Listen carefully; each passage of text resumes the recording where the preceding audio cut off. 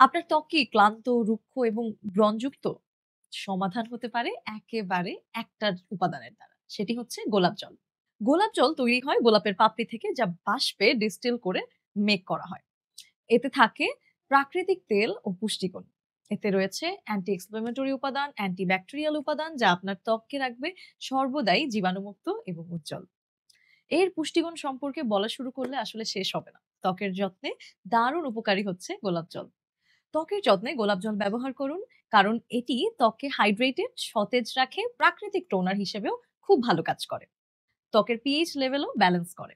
চেহারায় ব্রণ, লালচে ভাব বা জ্বালা যদি আপনি অনুভব করে থাকেন, এই সমস্যায় যদি ভুগে থাকেন, তাহলে গোলাপ জল আপনার স্কিনকে ঠান্ডা রাখবে এবং আপনি থাকবেন শান্তিতে।